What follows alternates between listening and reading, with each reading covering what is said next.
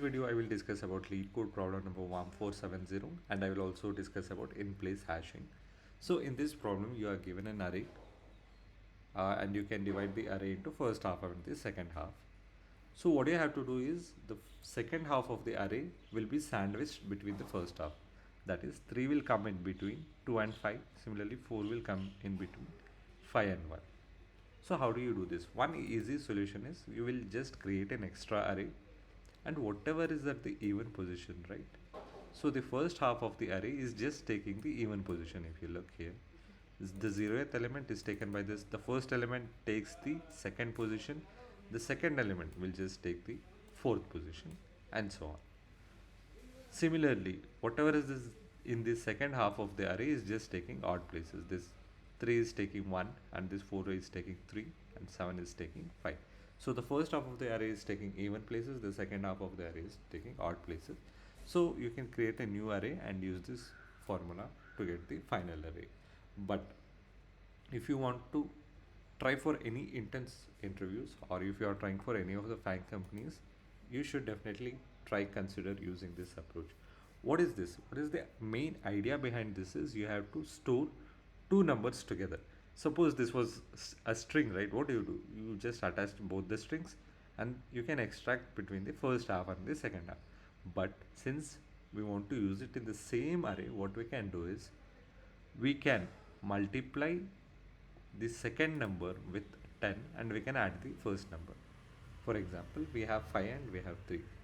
Can we multiply 3 with 10 and add 5 and get 35? If you look here, we still have 3 as well as we have 5. That is, we have both the numbers. That is, whatever has to be the present number and whatever the future number has to be.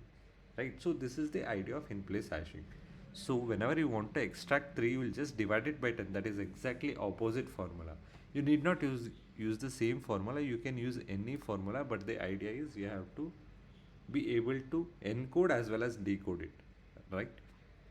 So the idea is this, but can you use 10 always? Definitely not, right? Why? Because if the number is only greater than 10, this formula becomes invalid. So for this particular problem, instead of using 10, I am just using 10,000 here because the given range is till 1000. So I'm using the next multiple of 10. So what is the idea here is that we'll use two pointers. One will start from here and the other will start from here. What is that I am doing is, what is the current number and what has to be the future number. For this it won't change because the first and the future number will be 2. But for this, the current number is 5, but the future number is the second pointer, that is 3. So we multiply 3 with 10,000 and add just 5 to it. So this is what happens at the odd places. But at even place, what will be the future number? The future number will be the number that is in the first half, that is 5. And we will just multiply it with 10,000 and add 1, that is whatever is at the current place. Similarly for this, but we will do in the second half, this for the first half, and so on. How to get the final array? We just divide it by 10,000.